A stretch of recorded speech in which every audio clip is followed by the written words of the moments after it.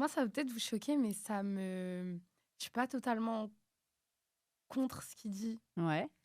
Quand il dit que, ok, l'homme, c'est la puissance, etc., et que la femme, c'est la douceur, ça représente ça. Je sais pas si c'est parce que je suis très romantique, amour à l'époque. Et pour moi, par exemple, comme il dit, c'est l'homme qui paye. Par exemple, le premier date, genre, je sais pas, j'ai des petites valeurs comme ça qui me disent que oui, c'est l'homme. L'homme, il doit toujours être plus puissant que la femme. Je sais pas si c'est mal ce que je dis, mais Non, il n'y a rien de je suis mal. pas totalement contre. Il y a des choses qui disent, bien sûr. Quand je vois des vidéos, je me dis, mais c'est complètement fou. Mais je suis pas totalement contre. Mais C'est vrai. je vois ce que tu veux dire et j'ai pas exactement le même avis dans le sens homme-femme, mais plutôt dans le sens masculinité et féminité. Mais qui a dit ça? Mais c'est quoi ça? C'est la chose étrange, chose étrange. Mais qui a dit ça? Mais c'est quoi ça? C'est la chose étrange. Hello à toutes et à tous, bienvenue dans un nouvel épisode de La Chose Étrange. Bienvenue à tous, on est encore 6 aujourd'hui autour du micro. La Chose Étrange, c'est le podcast où on parle de relations et sexualité sans tabou. Sans tabou, et puis j'aimerais ajouter avec une pointe de bienveillance et de complexité qui font les relations. On va pas se mentir, les relations amoureuses, amicales, le cul, ça touche à l'humain et l'humain, c'est complexe. Tout le monde n'est pas fait pareil, tout le monde n'a pas la même histoire, le même background, les mêmes expériences. Ça nous façonne, ça nous influence. Mais en parler, ça fait du bien, ça nous guide ensemble dans une direction du monde pas trop chum, en tout cas on essaye de le faire, on tend vers ça. Et puis si j'insiste aujourd'hui sur cette notion de complexité, c'est aussi parce que si tu as cliqué sur cet épisode en particulier et que tu nous écoutes aujourd'hui, c'est peut-être que tu espérais qu'on te livre une recette toute faite sur comment être un vrai bonhomme aujourd'hui, sans détour et en seulement 3 conseils. Et my bad, je t'ai attiré dans mes filets, petit coquinou, pour te dire que désolé, en fait, j'ai pas la recette du vrai bonhomme. Mais certains sur TikTok l'ont et semblent l'avoir en tout cas, et on va pas se priver pour les écouter et voir ensemble ce qu'on en pense. Alors c'est parti. Et aujourd'hui, pour cette thématique qui m'est chère, j'ai voulu m'équiper de la crème en matière de co-animation. J'ai dénommé Samuel. Samuel qui est, j'ai envie de dire, maintenant un habitué, carrément. T'es venu déjà 2 fois dans la saison 1. Ronde serviette, quasiment. T'es chez toi. Et Samuel, je voulais t'avoir à mes côtés pour cet épisode parce que tu t'y connais bien en masculinité.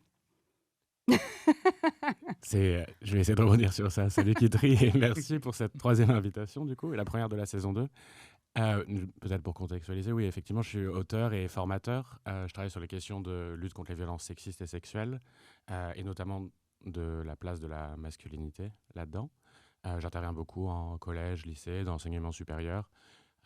Et j'ai notamment un projet en ce moment dans un centre d'art à la Maison des Arts de Malakoff qui travaille justement sur les liens entre masculinité, fiction et violence, en passant par la science-fiction pour travailler sur notamment les discours masculinistes aujourd'hui et les conséquences qu'ils peuvent avoir.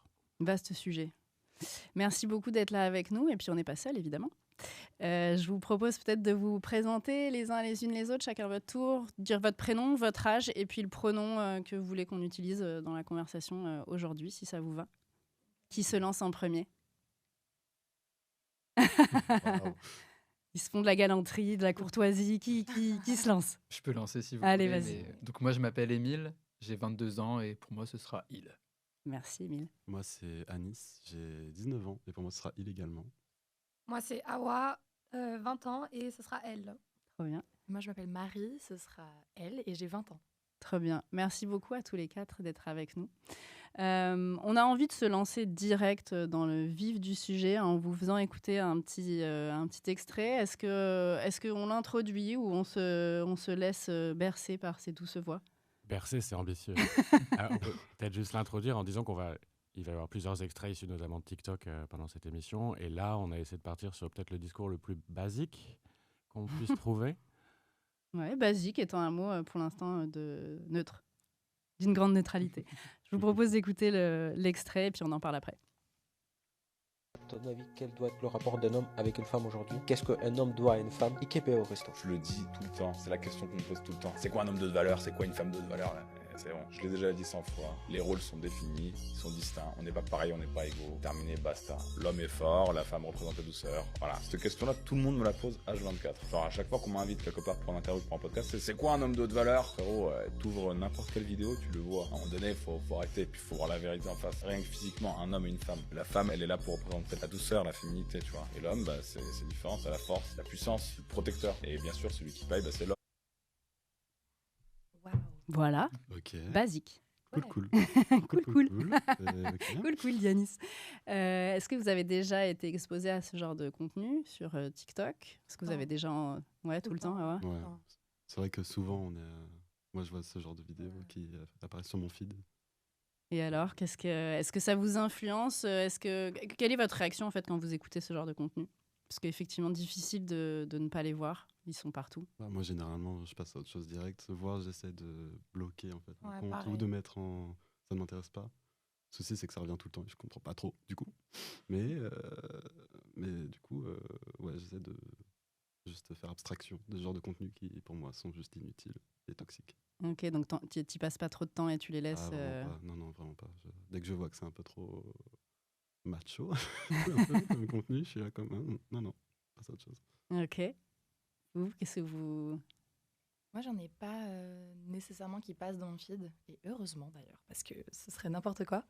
Les seuls que j'ai de vidéos qui pourraient s'apparenter à ce qui est pour moi de la masculinité toxique, hein, comme on l'a entendu dans l'extrait avant, c'est le début d'une vidéo d'un gars qui va dire valeur, ou je sais pas quel bullshit il a parlé, et juste après une réac d'une personne qui dit écoute-moi mon petit bonhomme, il y a un truc super qui s'appelle la thérapie. Voilà. C'est gratuit en France, tu peux y aller. Ouais, donc toi, tu t'as dans ton feed plutôt des comptes qui justement décryptent et débunkent ce Ouais, genre de c'est ça. discours-là, quoi. Ouais, clairement. Ok, trop bien. Ah ouais, Émile, vous avez... Moi, j'en vois pas énormément, mais quand je vois ce genre de truc, j'aime bien un peu regarder les commentaires. Parce qu'en même temps, t'as les gens d'accord et c'est un peu flippant de se dire qu'il y a des gens encore plus d'accord, enfin, qui sont vraiment convaincus par ce genre de discours contre les gens qui disent mais c'est n'importe quoi. C'est n'importe quoi avec des arguments sensés. Et t'as des gens qui arrivent à répondre mais si, il a raison. Et c'est quoi les arguments que tu vois passer justement dans ceux qui sont d'accord avec le discours? Mais c'est un peu des trucs comme ça se voit, ça a toujours été comme ça, c'est la norme.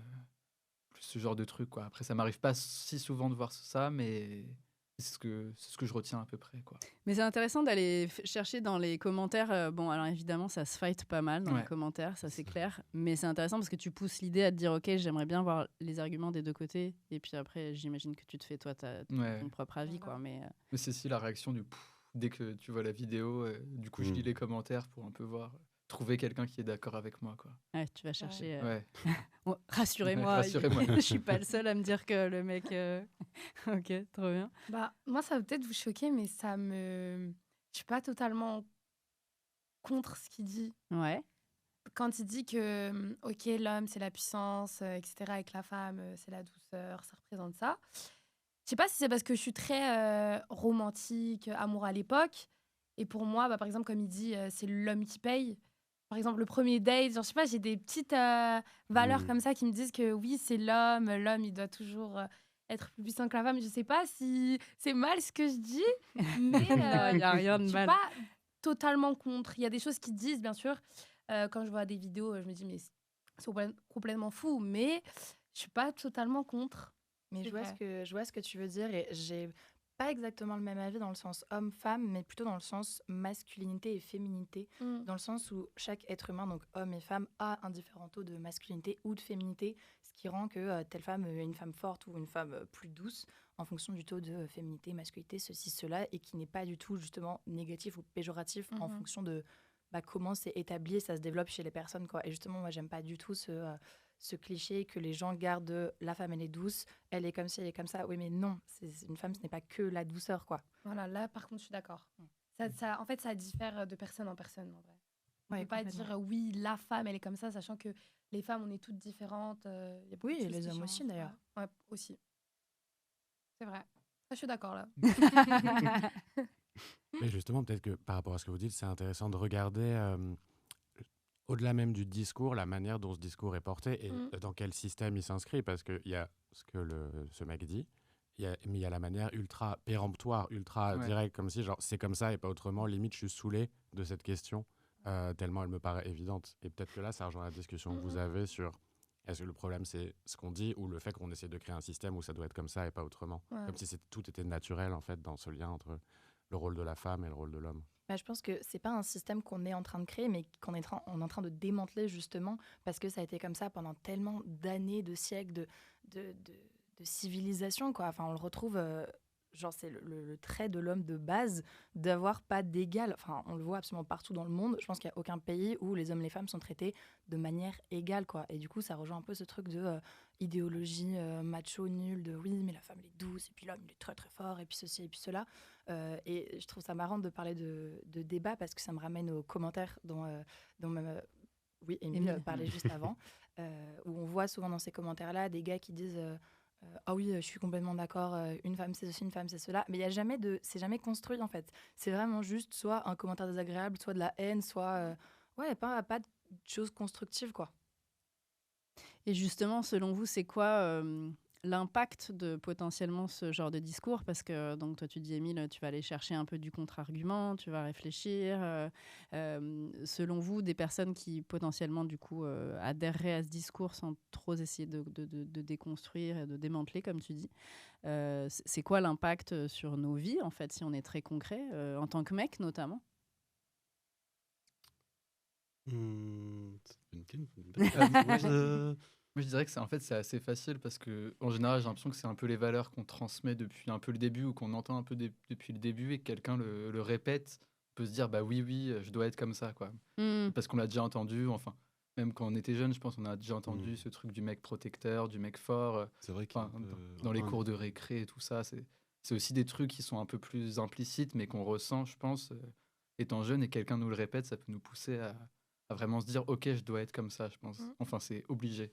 C'est vrai qu'à la base, il y a un peu un effet d'être baigné dedans. En fait, Ouais. dans cette idéologie de l'homme fort, de l'homme qui n'a pas de faiblesse, de l'homme qui n'a pas besoin de soutien mental ou je sais pas. Et du coup, de voir ce genre de vidéos, et ces vidéos qui se multiplient en plus, puisque je pense largement qu'il y a une communauté qui grandit par rapport à ça. C'est pas forcément quelque chose de très positif, je pense. Surtout si c'est un jeune garçon, par exemple, qui tombe sur ces vidéos, il se construit avec, comme tu as dit, tout le temps, il entend ça, il doit être comme ça. Du coup, bah, ça peut peut-être perturber la façon dont il va grandir. Il va se forcer à être ce qu'il n'est pas en vrai.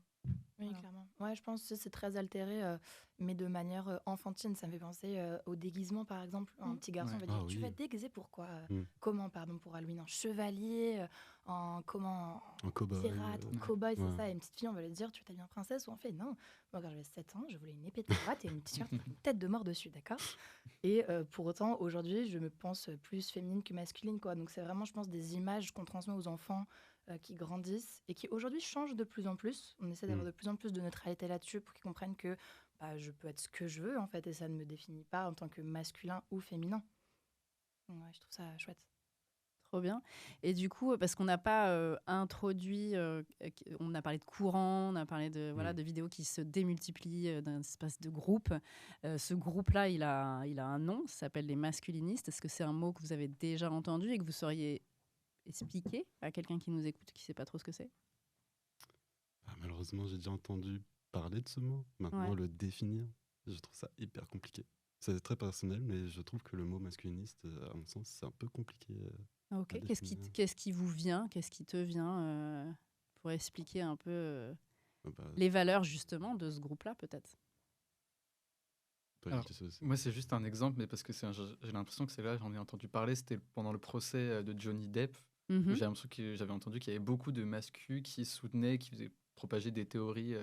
C'est Amber Heard, je crois.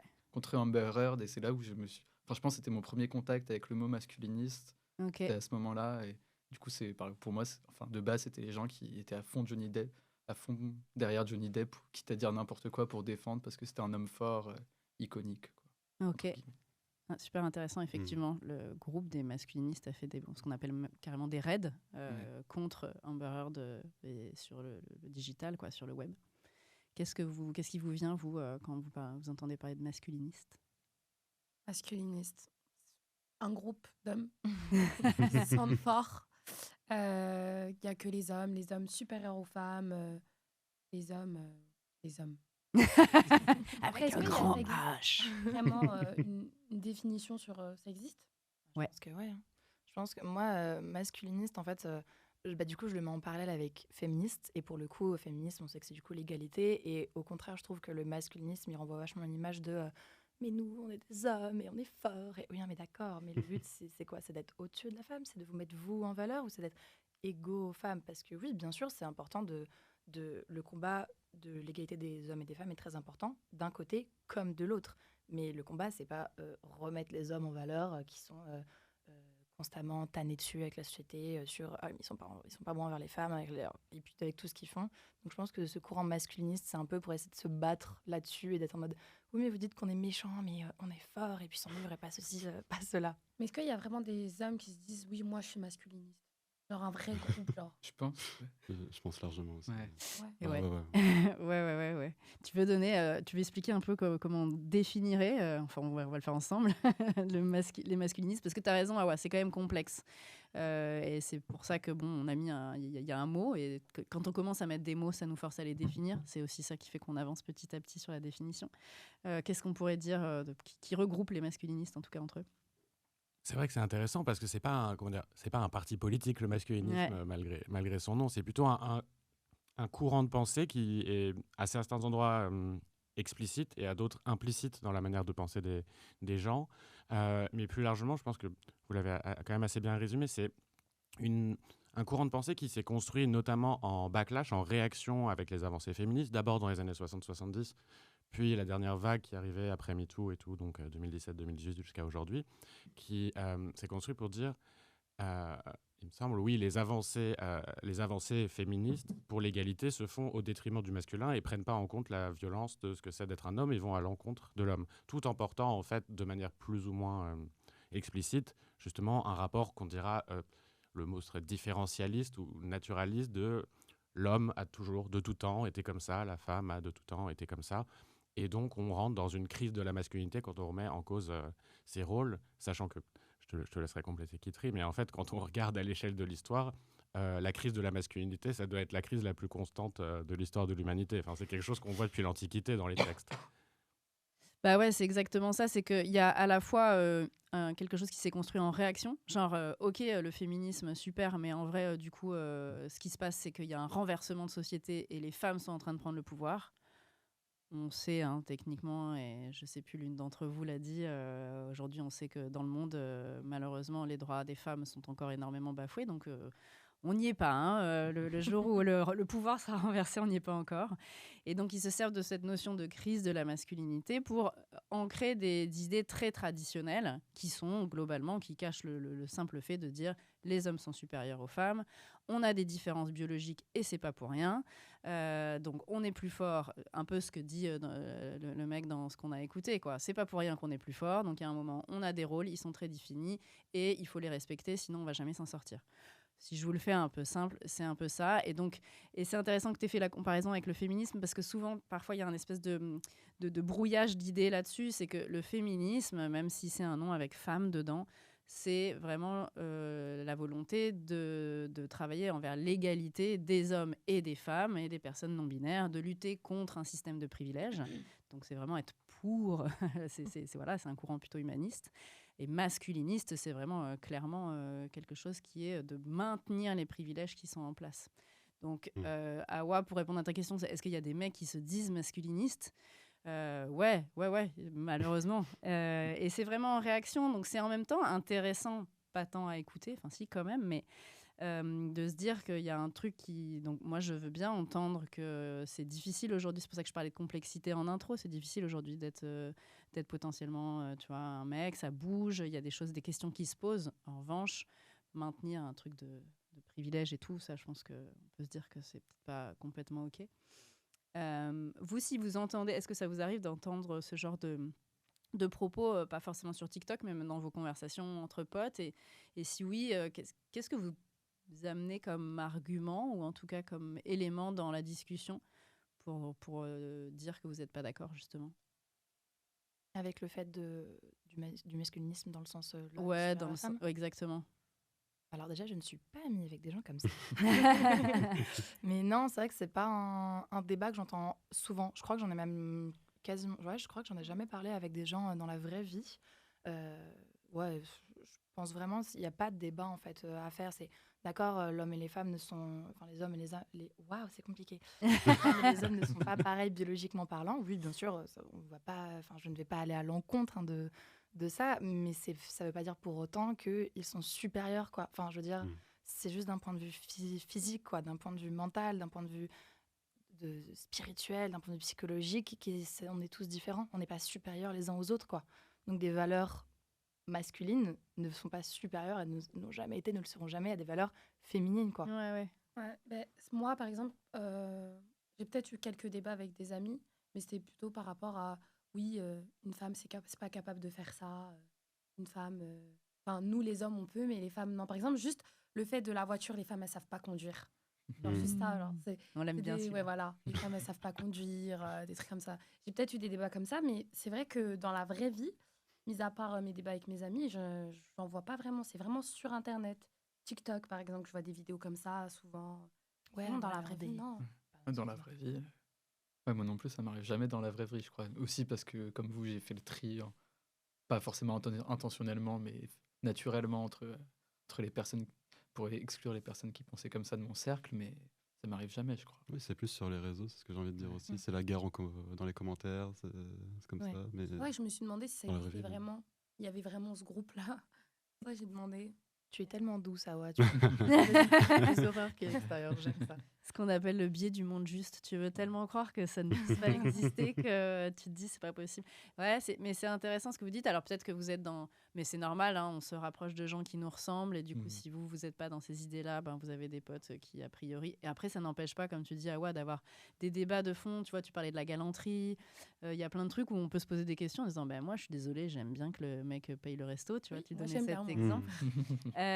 Et à la limite, c'est OK, tant qu'on décide pas que tous les mecs doivent payer le resto à toutes les meufs au premier date, en fait. Tu vois, c'est parce que toi, t'aimes bien ça. Et peut-être que Marie, à côté, va dire ah non, trop pas. Moi, j'ai envie de me sentir en responsabilité de ce que je bouffe. Enfin, mais j'ai énormément d'argent en plus, donc je peux le faire.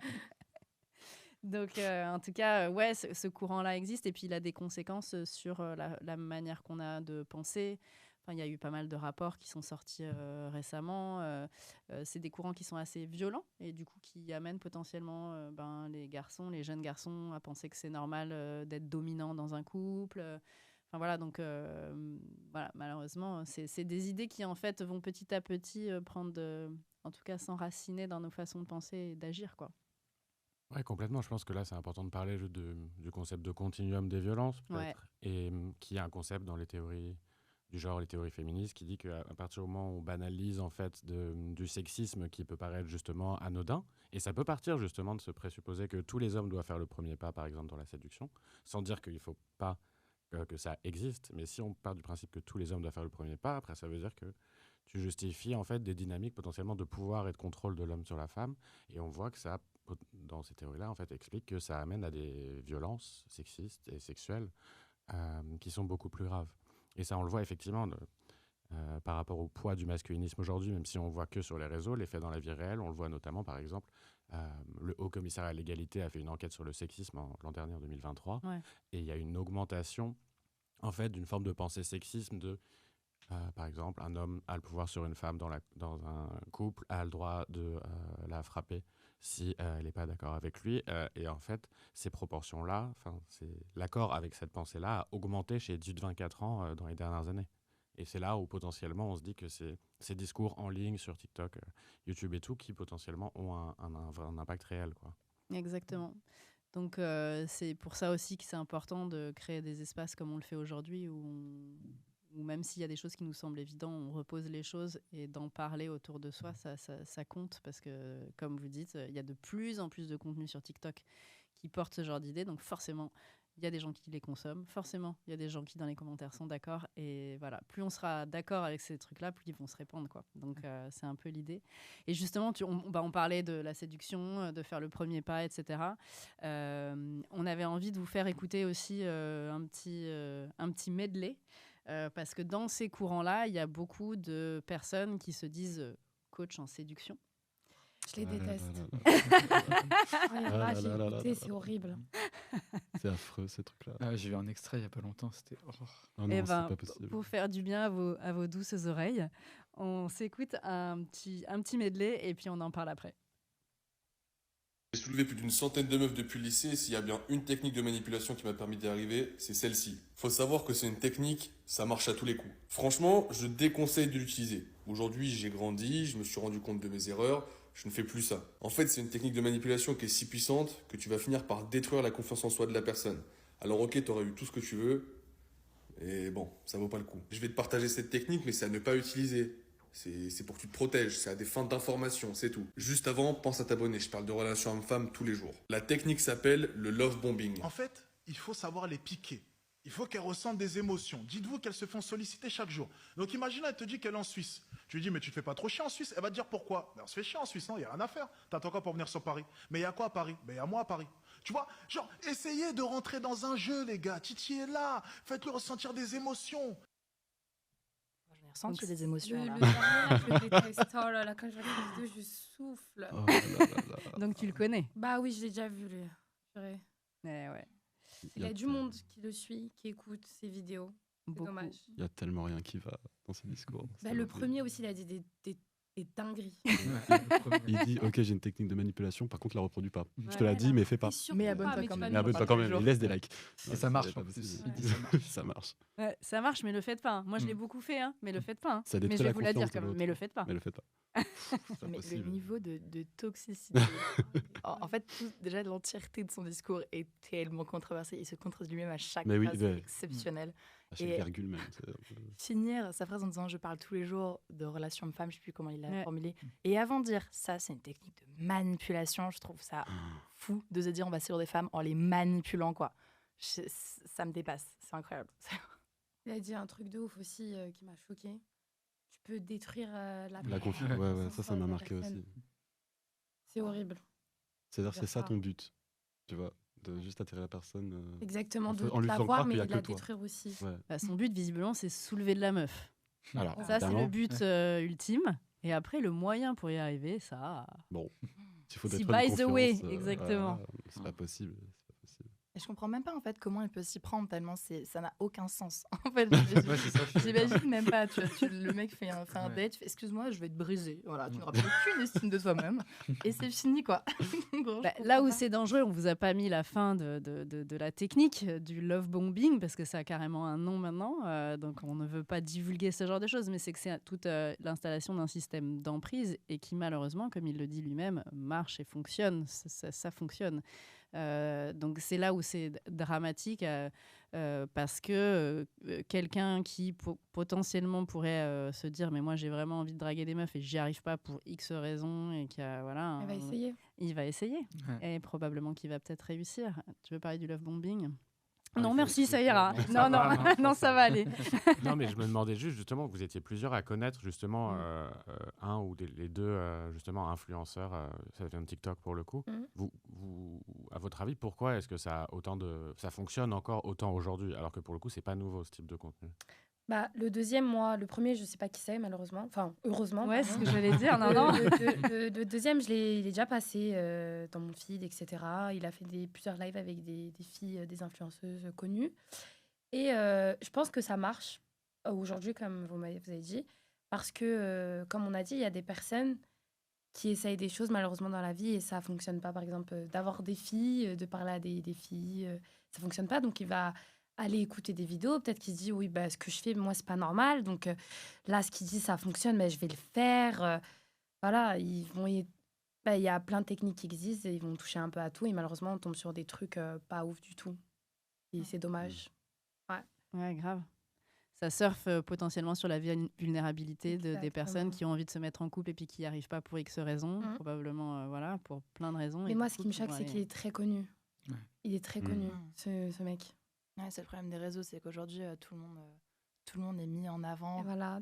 Les algorithmes, je ne comprends pas comment ils fonctionnent et à quel point ils sont puissants, mais ils sont très très forts aujourd'hui maintenant, les gars qui gèrent les réseaux sociaux et même ceux qui créent du contenu tel, comme ça, ils savent comment parler quoi, pour attirer de la masculinité toxique et dégager quelque chose qui va choquer les gens. Parce que je pense qu'ils savent que ça choque et que les gens aiment réagir à ça. Mais aussi qu'il y a des malades mentaux qui vont utiliser ces techniques. Malades mentaux, tu penses vraiment? Ah ouais, je pars du principe que si ton but c'est de manipuler la personne en face de toi, c'est qu'il y a quelque chose qui va pas.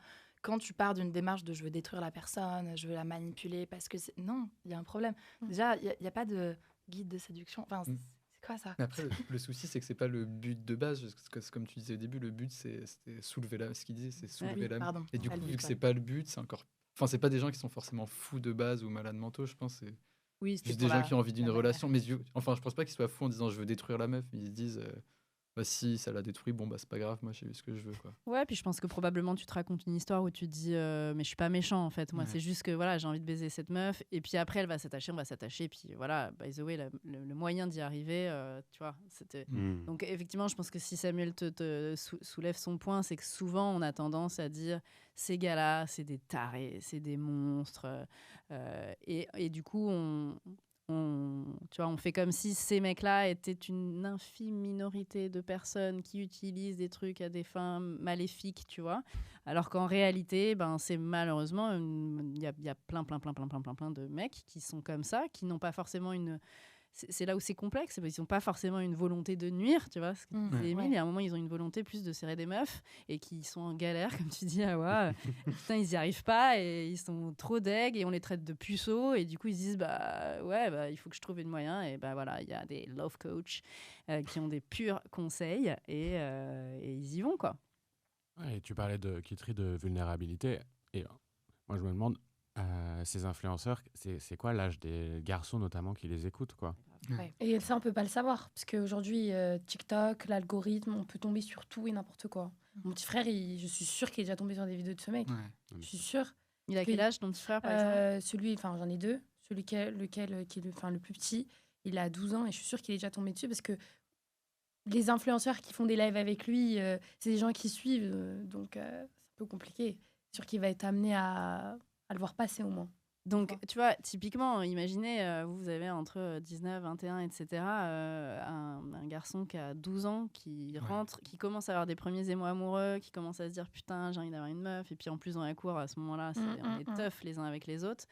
Et évidemment qu'il va boire ces conseils-là. En plus, c'est des trucs qui ont l'air faciles, parce que c'est très, tu vois, les trois phrases à dire à la meuf pour qu'elle soit comme ça. Tu vois, il y a des trucs très séquencés, méthodologiques. Donc, tu as envie, c'est des recettes, quoi. Donc, tu as envie d'y adhérer. C'est ça qui est compliqué. Donc, s'il y a des jeunes qui nous écoutent, qu'est-ce qu'on pourrait leur dire d'ailleurs là-dessus, sur la séduction? C'est vrai que c'est dur, déjà. Mais je trouve ça marrant la manière dont tu l'as expliqué, parce que c'est complètement ça. Il y a une méthode étape 1, parler à la fille de telle manière, étape 2, dire ces phrases-là. Et je trouve que, comme on parlait avec par l'exemple de tes petits frères, il y a des jeunes garçons, enfin jeunes ou moins jeunes d'ailleurs, qui peuvent tomber là-dessus. Et c'est vrai que je trouve ça terrible qu'aujourd'hui, il y a quand même tout le monde, et sur les réseaux sociaux, absolument tout le monde, qu'on le veuille ou non. Et même ma mère, elle a TikTok. Et je trouve ça super. Elle est peut-être abonnée au Love Coaching. Mais je trouve ça hyper triste de me dire, un petit garçon de 12 ans qui est en pleine phase de je grandis, je me construis, je développe ma confiance en moi. En plus, 12 ans, le collège, c'est la jungle, quoi. C'est hyper cruel ce qui peut s'y passer. Qui va tomber sur TikTok et qui va voir un mec qui parle de ça et qui va se dire je vais être hyper cool après quand j'aurai fait ça. Et toi, tu vas dire non, c'est pas comme ça qu'il faut s'y prendre. Donc, je trouve ça triste de détruire un peu, enfin, je sais pas si c'est le bon terme, mais tout ce chemin de construction de soi-même, de la confiance en soi qu'on a, et ça rentre vachement dans ce schéma de masculinisation, de on fait comme si on fait comme ça parce qu'on est des hommes, mais non, on se fait confiance, on fait de telle ou telle manière, et puis si ça marche pas avec cette fille, c'est parce que c'était pas meant to be, enfin voilà quoi, et c'est pas grave, il y aura d'autres personnes, on est 8 milliards sur Terre, ça va bien se... Le pire, c'est que mon frère, je le vois bien dire, voir la vidéo et tester, genre. Quand les enfants ils voient les vidéos, combien de fois on a vu les vidéos de YouTube, Lama Fâchée qui nous donne des conseils pour faire ci, faire une blague. Ils testent beaucoup et je suis sûre que des collégiens, ils vont peut-être tester ça. Moi, mon frère, je le vois bien tester, par exemple. Dis ça à une fille pour bien la serrer. Tu commences par ça, après tu fais ça, je le vois trop bien le faire. c'est pas mal, comme on dit, mais... Après, c'est pas bien pour tout le monde de l'écouter. Comme on a dit, il y a des personnes vulnérables, très très vulnérables, qui vont l'écouter et pas ouf, quoi. Surtout pour les enfants de 12 ans. Ouais. À 12 ans, je trouve ça bizarre de se dire, je vais serrer des filles, ouais. Ah, ça commence le collège. T'as un contrôle de maths, collège, commun, c'est mais sûr. Ça commence. Hein. C'est là, ça sais pas, commence là-bas. Je trouve ça jeune. Mais tu sais pas comment faire. Du coup, tu regardes la vidéo d'un mec qui te dit détruis la confiance de l'autre. Pour pouvoir Ça, serrer. il y a la puissance des mots aussi. Ah oui. Ouais. Il dit des trucs de ouf. Tu vas détruire la confiance en soi de quelqu'un. Quand il l'a dit, j'étais choquée. Et justement, Détruire la confiance. quel contre-argument, qu'est-ce qu'on pourrait dire à des petits frères ou des gens plus jeunes autour de nous, justement, parce que ces discours, ils sont si puissants, et le discours qu'on va donner en face, les arguments, ils vont pas être aussi massue. Hein, ça va être. Non, mais je suis d'accord, Vraiment. parce que je voulais juste rebondir là-dessus. En même temps, c'est tellement facile d'avoir une méthode. Ce que tu disais au Ouais. tout début du truc, l'humain, c'est quand même complexe. La séduction, c'est complexe. Enfin, c'est très différent. Et c'est tellement rassurant d'avoir des étapes, d'avoir un truc facile à faire, que c'est dur d'avoir des contre-arguments en disant mais non, tu vas voir, tu vas trouver ta méthode. Sois toi-même. C'est trop. Enfin, à 12 ans, je sais pas si tu peux. Enfin, tu peux pas réfléchir comme c'est trop dur, non? Je pense. Du coup, moi, je veux bien des arguments. Et donc, construisons un truc. Ouais. Non, mais tu as raison. En fait, c'est ça qui est très perturbant. Et comme tu dis, c'est des arguments massus et très rassurants, comme tu dis. Parce que quand tu flippes à 12 ans et que tu sens qu'il y a des enjeux là, et qu'il faut que tu sois le bonhomme de la cour de récré et que tu montres que tu as serré une meuf, parce que tu l'as peut-être pas encore soulevé, mais voilà. Et c'est vrai. Et en même temps, plus tu simplifies et plus tu... Ce que tu disais avec le mot essentialisation, c'est-à-dire que plus tu simplifies, plus tu dis les meufs c'est comme ça, elles attendent ça, les mecs ils sont comme ça. Et non, en fait. Tu vois, il y a un moment... malheureusement, ce qui marchera sur telle meuf demain marchera probablement pas sur telle autre meuf et inversement pour les mecs. Et donc, la vraie séduction, c'est d'aller à la rencontre de l'autre, de prendre le temps de se connaître, de se connecter. On aura beau essayer de trouver des recettes magiques, ça fait des siècles qu'on se tanne à essayer de trouver un truc. Non, va falloir se frotter au difficile exercice de la connaissance de l'autre et de se connecter à toi. Et puis pareil, qu'est-ce que tu gagnes à faker un personnage et à faire le bonhomme alors que tu es comme ça et que tu es en train de te faire pipi dessus à l'idée d'aller séduire l'autre, tu vois. Donc, c'est exactement ce que tu dis, c'est ça qui est chiant, c'est que les contre-arguments, ils seront toujours un peu plus doux et mous que l'autre qui arrive avec sa méthode en 3 points, quoi. Relou. Non, à moins que vous en ayez, vous qui vous viennent. Oh, pas de ouf. J'ai Non, pas... c'est- Pardon, vas-y. Non, mais c'est vrai qu'en fait, les contre-arguments vont être perçus comme hyper abstraits Ouais. par un jeune homme de 12 ans qui va vouloir serrer la meuf face à un mode d'emploi en mode Lego qu'un influenceur lui donne. C'est sûr et certain qu'il va pas comprendre, en fait. Peut-être l'argument, c'est déjà de se dire, est-ce que vous, ça a marché, ce genre de... Parce que là, on vend que ça marche. Genre, tu la piques, tu te fous de sa gueule, tu vas la chercher, tu lui réponds plus pendant X temps et du coup, elle va devenir complètement addict à toi. Est-ce que c'est des techniques qui ont fonctionné, vous, dans le passé? Est-ce que c'est comme ça que vous avez eu les plus belles histoires? Moi, j'ai honte. Je savais à moi que tu allais dire quelque chose. Moi, j'ai honte parce que la vidéo... désolée. J'ai honte parce que le truc, oui... si tu lui envoies pas de message maintenant, tu prends au début, tu es grave accro, tu lui envoies des messages et puis d'un coup, tu disparais. À un moment, je me suis dit, ça a fonctionné, tu vois. Je vous mens pas, j'ai testé. Donc, même moi, j'ai été touchée par ça. C'est vrai que j'ai déjà essayé. La question, c'est est-ce que ça a fonctionné?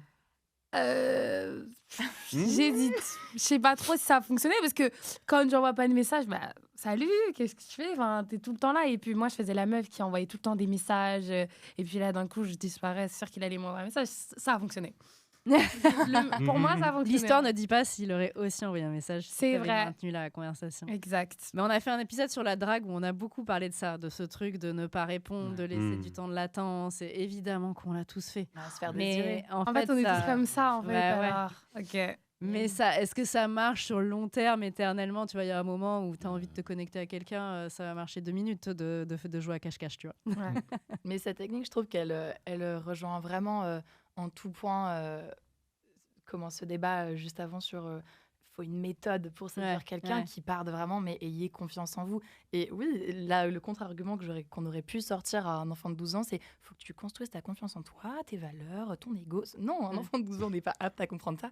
Même un enfant de 21 ans n'est peut-être pas capable de comprendre ça pour certaines personnes. En fait, je pense que si, carrément. Je pense qu'on minimise la capacité d'une personne de 12 ans à entendre des choses qui sont saines. Le truc, c'est ça s'apprend tôt. En fait, parce que tout ce qu'on se dit là, ça marche avec l'amitié, ça marche. Et donc, en fait, on est toujours, le problème est toujours le même. C'est-à-dire que tant qu'on n'aborde pas ces sujets-là, qu'on ne fait pas les séances d'éducation à la vie affective et sexuelle en primaire, au collège, etc., c'est qu'il y a un vide.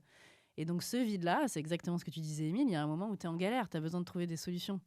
Tu vas les chercher où elles sont. Et si tu n'as pas de contre-argumentaire qui est fait ailleurs dans ta vie, à part celui des gars qui savent tout et qui ont une confiance tellement démesurée. Je ne sais plus qui disait ça tout à l'heure, la confiance du gars. T'as envie de le suivre au bout du monde, il a l'air hyper sûr de lui. Ça a l'air de... tu vois.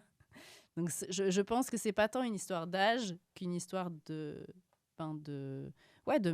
messages qui sont distillés au gré de ta vie. Et comme vous disiez tout à l'heure, les gars, c'est des messages qu'on nous donne depuis qu'on est tout petit, que l'homme, il doit être fort, que la gna. Tant qu'il n'y a pas de contre-message, forcément... en fait... Oh, pardon. Non, vas-y. J'aurais juste voulu réactiver ce que j'avais dit, que c'était pas une question de compréhension, mais de mise en pratique. Ouais, grave. Parce que l'enfant de 12 ans, aujourd'hui, est capable d'entendre ok, j'ai besoin d'avoir confiance en moi pour ceci, pour cela. Maintenant, comment je fais pour avoir confiance en moi ? Qu'est-ce qui va faire que j'ai confiance en moi, que je m'accepte, que je m'aime, que je me sens capable et que je me sens... une personne à part entière, quoi. Ouais. Mais c'est ça, c'est tout l'apprentissage au quotidien du consentement, de comment tu respectes l'autre, comment tu vois que quand tu respectes l'autre, en fait, il te respecte aussi. Et puis, du coup, il y a une espèce de dynamique. Et ça, c'est plein de petits trucs du quotidien qui peuvent être appris tout le temps et qui sont très concrets, tu vois, pour le coup, qui peuvent être des méthodes en 3 points. Sauf qu'il faut que ça soit pris tôt, tout ça, quoi. Tu voulais dire un truc, Anis ? Non, par rapport au fait que, on est baigné dedans, de revoir ce genre de vidéos, ça nous fait rappel à des mauvaises bases, mais qui restent des bases. Qui sont tes racines déjà, en fait. Racines et que du coup, comme ça ne bouffe pas, et ben pour nous, on est là comme ça marche. Donc, on évolue dans le mauvais sens, malheureusement, mais c'est sûr que ça amène à quelque chose de mauvais, mais sans le vouloir, quoi. Ok, et je vous propose qu'on écoute un autre petit extrait. Je réfléchis si on l'introduit ou pas. Non, je pense qu'on va l'écouter et puis on réagit pour relancer notre discussion. Notre société moderne a souvent tendance en fait à présenter la masculinité de façon caricaturale et extrême. Déjà les médias, le cinéma et même certains mouvements ont exacerbé les traits comme l'agressivité, la domination, donnant ainsi une image toxique de ce qu'est la masculinité, à l'opposé de ce que pourrait être la sagesse. Alors qu'un homme, par définition, c'est une personne sage. Si je devais trouver un synonyme au mot masculinité, ce serait la sagesse. En fait, c'est comme si on jugeait tous les lions à cause du comportement de quelques spécimens enragés. Et c'est précisément de là qu'ont émergé en fait les mouvements anti-masculinité, avec aussi le fait de donner de la liberté aux femmes pour servir et nourrir le grand capital. Les premiers groupes anti-masculinité sont apparus dans les années 80. Initialement, leur cause était louable, se focalisant sur, par exemple, leur droit de vote, les viols que subissaient certaines femmes. Mais rapidement, en fait, ils se sont engagés dans une guerre imaginaire contre toutes les formes de masculinité, contre les hommes de manière globale. Et en fait, ils ont indirectement attaqué également la féminité. C'est-à-dire que les féministes et les femmes qui soutiennent ces idées-là ont, ne serait-ce que déjà physiquement, plus cette essence féminine que les hommes sains recherchent chez les femmes. Bref, cela a généré une immense confusion chez des millions d'hommes en France et en Occident de manière globale. Et désormais, beaucoup ne savent plus en fait où se situer, adoptant alors des comportements qui ne reflètent pas les véritables valeurs de la masculinité. Alors, on lui a un peu coupé le sifflet, mais parce qu'il développe vachement son idée. Bon, ça revient un peu à ce qu'on vous racontait avec les courants masculinistes, etc. En tout cas, comment vous réagissez ? Parce qu'il développe vachement l'idée, c'est vachement construit. Est-ce qu'il y a des trucs comme ça qui vous avez catché dans son discours qui vous intéressent ? Moi, c'est sur les films, etc. Où on nous montre comment l'homme il est. On voit toujours l'homme fort qui vient sauver, toujours. Et à contrario, chez les femmes, il n'y en a pas beaucoup. Par exemple, les super-héros, juste. Avant, c'était beaucoup les hommes et tout. Et là, ils ont ajouté les femmes, Catwoman. Bref, elles sont beaucoup plus maintenant qu'avant. Et c'est vrai que à chaque fois que moi, quand je regarde un film, c'était toujours l'homme, il est fort, il est comme ça. En fait, c'est comme on a dit, ça vient d'avant. Ça a toujours été comme ça, en vrai. Et le changer, c'est compliqué. Mais je voudrais rebondir sur ce que tu viens de dire sur les super-héros. C'est hyper cool parce que, ils mettent des femmes, mais ils mettent leur version. Elles ont un brushing, mais qui tient pour sauver le monde.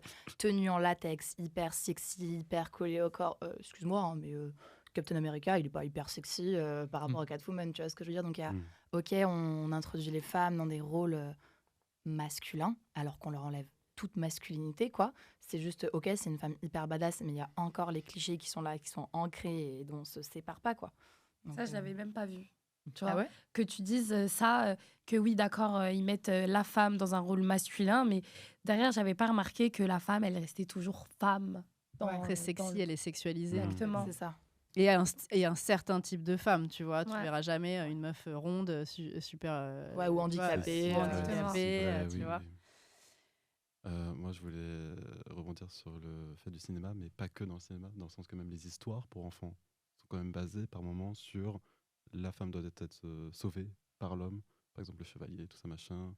Si on prend l'histoire du cow-boy aussi, parfois il y a des histoires comme ça. Donc c'est même pas dans les films, c'est dans toutes sortes en fait de divertissements. J'ai l'impression que la supériorité de l'homme entre guillemets a été mise en avant.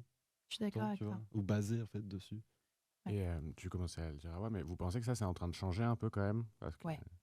Oui, ils mettent un peu plus de femmes partout, on le remarque. Ouais, de tout. Je trouve ça chouette que les enfants soient de plus en plus éduqués au handicap, à l'autre, en fait, tout simplement dans tout ce qu'il peut être, dans tout ce qu'il peut représenter. Ce que je pense, nous, on a moins eu. C'est-à-dire, enfin, moi, je me souviens pas avoir quelqu'un qui venait dans mon école primaire pour nous dire, ah bah voilà, ou même avoir un enfant handicapé dans ma classe, et notre maîtresse qui nous dit, bah voilà, on va avoir un enfant, il a des difficultés sur ceci, sur cela, et puis bah on va l'aider, mais il fait partie de la classe, quoi. Et je trouve que c'est très chouette parce que doucement, mais on arrive à de plus en plus introduire ça. Et ce que disait Anis sur les livres pour enfants, avec la représentation d'un idéal et d'un cliché, change beaucoup. Et je trouve que ouais, il y a beaucoup de variété maintenant dans l'histoire pour enfants, et je trouve ça chouette. Parce que c'est eux qui apprennent, c'est eux qui vont changer les choses aujourd'hui. Ouais, grave. On a fait un épisode justement sur comment la culture populaire nous influence dans notre façon d'aimer, de désirer. Donc, pour creuser le sujet, vous aurez un épisode complet là-dessus. Mais vous dites que c'est en train de changer. Est-ce que vous avez l'impression typiquement, donc vous avez, Awa et Marie, vous avez vachement parlé des meufs, les représentations des mecs, est-ce que vous avez l'impression que justement on change un peu les représentations des mecs? C'est-à-dire que ouais, les meufs peuvent être puissantes. Est-ce que les mecs, est-ce que le rôle du good guy et du mec gentil, il est valorisé? Pas tant que ça. Pas non, tant.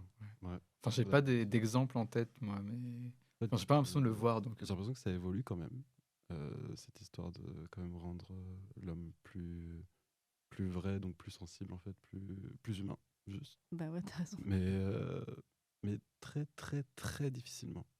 Est-ce que, pareil, les filles, est-ce que vous avez des représentations dans des films ou dans, j'en sais rien, du mec gentil qui est sexy? Bah, les seuls que j'ai, après j'essaie d'imaginer en fait dans les séries, dans les films que j'ai pu voir, j'ai aucun qui me vient en tête.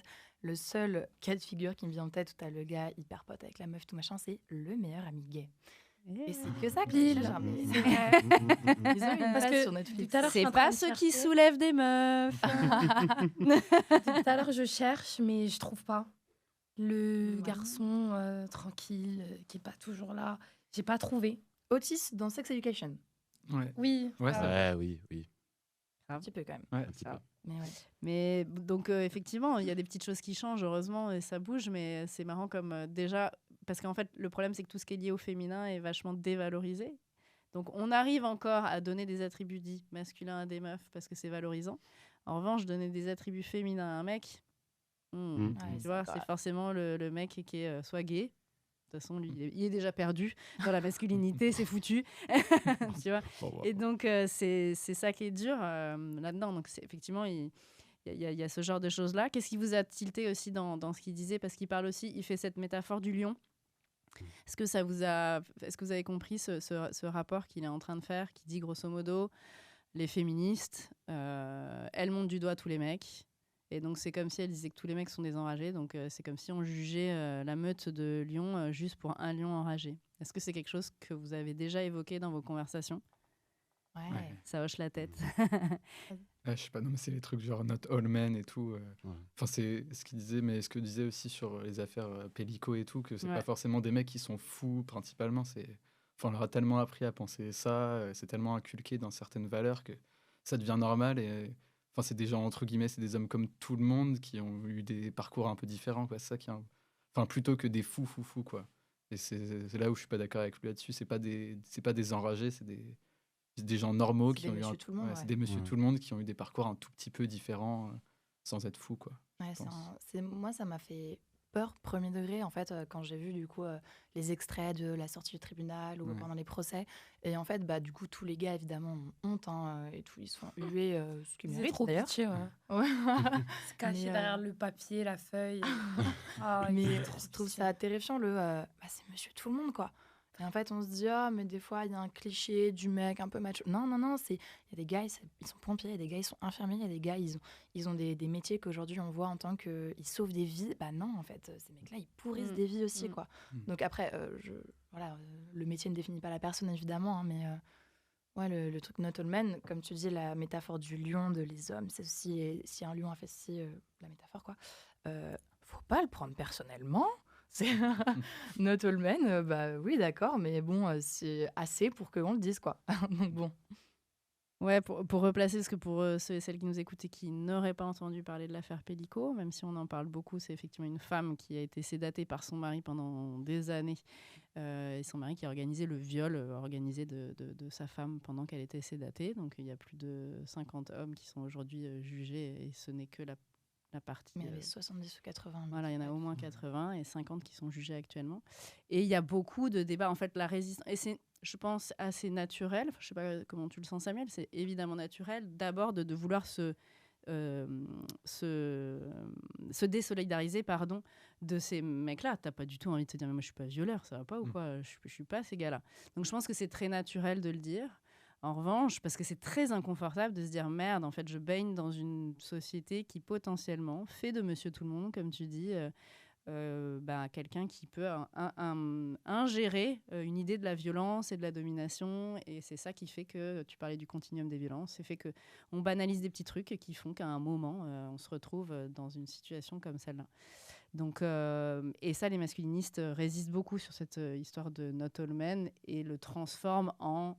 Les femmes sont en guerre contre les hommes alors que nous ne sommes pas des violeurs. C'est un peu la... Ouais, ils l'utilisent beaucoup et en même temps, et dans un sens, ils ont raison de le faire parce que c'est une des meilleures manières de capturer les indécis, entre guillemets, dans le sens où effectivement, c'est des discours que tu peux prendre personnellement en tant qu'homme et tu te sens agressé, donc tu as envie de retourner cette violence potentiellement. Et je me demande justement, moi, c'est des discussions que j'ai beaucoup, notamment en collège, et je me demande comment en parler en collège, en lycée, toujours, parce que justement, je pense que dire à des garçons de 12 à 16 ans qu'ils sont responsables de quelque chose dont ils ne se sentent pas responsables. Violence. Ouais, c'est une violence. Et quand en plus, potentiellement, là, on a parlé uniquement de masculinité, féminité et sexisme. Il y a d'autres formes de discrimination aussi qui s'intersectionnent quand même à cet endroit-là. Et je trouve ça toujours difficile justement d'avoir des discours qui ne sont pas culpabilisants, mais qui permettent de dire il y a un principe actif dans la société, un rapport à la domination qui est notamment inculqué aux hommes. Comment est-ce qu'on travaille ensemble dessus ? Comment est-ce que tout le monde a intérêt à travailler dessus ? Et les filles et les garçons, en fait. Je me demande si c'est des discussions que vous avez déjà pu avoir, parce que pour moi, c'est des discussions qui sont très compliquées encore aujourd'hui. On regarde les garçons en premier parce que c'est vrai que c'est un sujet qui est hyper sensible, c'est ce que tu dis. Est-ce que c'est des conversations que vous avez déjà eues L'affaire Pellico amène quand même cette discussion pas mal, je pense, dans les conversations. Est-ce que c'est des conversations que vous avez eues avec des potes, mec ? Plus des questionnements, moi je dirais, mais enfin, juste rebondir, ça doit être tellement dur d'en parler à des gens vraiment jeunes et tout, ça doit être l'enfer, mais c'est plus, en même temps, on doit pas se sentir responsable. Enfin, on se disait, on se sent pas responsable de ça, ce qui est normal, et en même temps, c'est parce que c'est des hommes que ça arrivait aussi. C'est pas un hasard si c'est pas des femmes qui ont violé Pellico, quoi. Donc, c'est plus des débats. Enfin, c'est dur de se positionner, quoi. Moi, j'arrive pas forcément à me positionner où je me situe. Enfin, je sais où je me situe, moi, ce que je veux faire, ce que je veux pas faire et tout. Mais où me situer par rapport à ça, c'est compliqué. Par rapport à la responsabilité, à ce que je peux entendre, ce que je peux pas entendre, c'est très compliqué. C'est plus de questionnement qu'autre chose, en fait, même pour moi, j'avoue. Il y a de débats formels, en tout cas avec d'autres hommes ou d'autres potes, ou je sais pas. J'en ai jamais vraiment eu là-dessus, puisque on est tous en questionnement plus qu'autre chose. Par rapport à nous-mêmes, par rapport à comment on se situe là-dessus. Je pense qu'en fait, là où c'est intéressant, mais comme sur tous les sujets, c'est que les questionnements, il est plutôt naturel et plutôt hyper sain. Et je pense que c'est difficile de trouver la réponse tout seul et que du coup, en parler, est-ce que tu parles beaucoup de responsabilité, c'est hyper intéressant. Je pense que notre responsabilité, et qu'on soit mec ou meuf, c'est justement d'être un peu la personne qu'on a envie d'être. Enfin, tu vois, les valeurs, s'accrocher aux valeurs qu'on a envie d'être. Donc, a priori, on n'a pas envie d'être violeur. et de réussir à en parler avec des potes et se dire toi ça te fait quoi, tu t'es déjà demandé si, enfin tu vois, rien que ce questionnement-là, diffuser ce questionnement-là, c'est un pas énorme déjà, je pense. Parce que se questionner, c'est déjà avancer en fait. Ouais, c'est la question. Moi, je me dis, finalement, c'est intéressant de se dire pourquoi ça pourrait pas être moi, quoi. Enfin, et il y a plein de manières d'y répondre, mais c'est vraiment une vraie question de pourquoi ça pourrait pas être moi, ou à l'opposé, pourquoi ça pourrait être moi. Mais moi, je suis sûr que c'est pas moi. Pourquoi? Ouais. Ça, c'est la remise en question, elle est super importante en fait. Ouais. Et à nouveau, je le dis, c'est très inconfortable. Donc c'est pas oui, difficile, quoi. C'est ok de trouver ça inconfortable. C'est ok de se dire de pas avoir envie de se poser la question. Tout ça, c'est ok. Mais je pense que le processus est un peu obligatoire, quoi. À mon sens, ça va faire quand même, hein, évidemment. Cette remise en question, oui, c'est sûr. Ouais. Hein, c'est long et compliqué. Je trouve que ce sujet, il est très cruel parce que je trouve qu'il met vraiment en échec en fait, les garçons.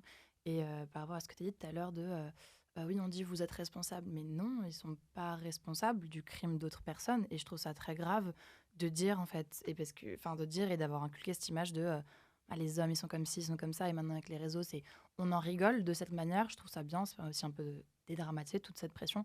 Mais en fait, le problème, c'est que les gens prennent ça vraiment au premier degré. T'as des gens qui vont beaucoup trop loin. Non, ouais, mais de toute façon, c'est normal, c'est un mec. Bah non, c'est pas normal. Les femmes aussi commettent des crimes, des viols, des agressions sexuelles.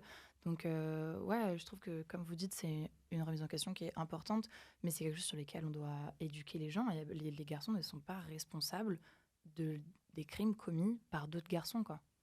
Mais justement, la question qui se pose à la tienne, c'est de dire, je pense qu'on est tous d'accord pour dire, tous les hommes sont pas des agresseurs. En revanche, si on regarde qui agresse, qui commet des violences sexuelles, 97-98% des personnes qui commettent des violences sexuelles sont des hommes.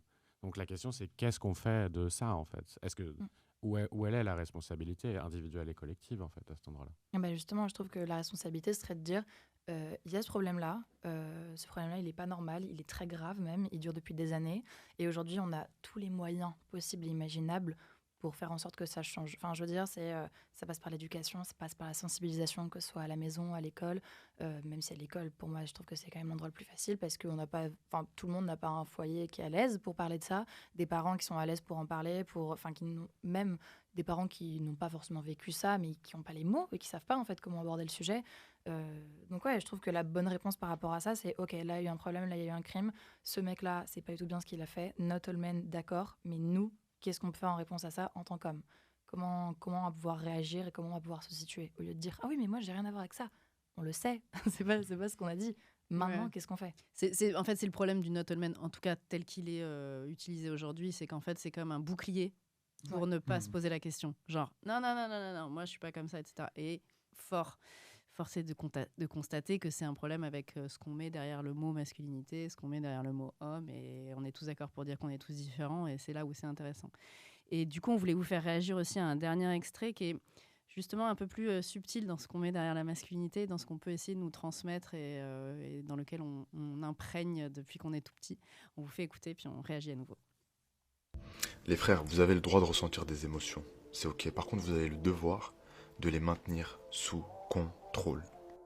N'en déplaise aux plus fragiles d'entre nous, c'est une réalité, parce que le jour où ta famille a besoin de toi, de ta solidité, besoin de se reposer sur toi, de trouver en toi cette épaule ferme sur laquelle on peut s'accrocher, sur laquelle on peut se poser. Bon, il y a un truc qui me rend vraiment fou.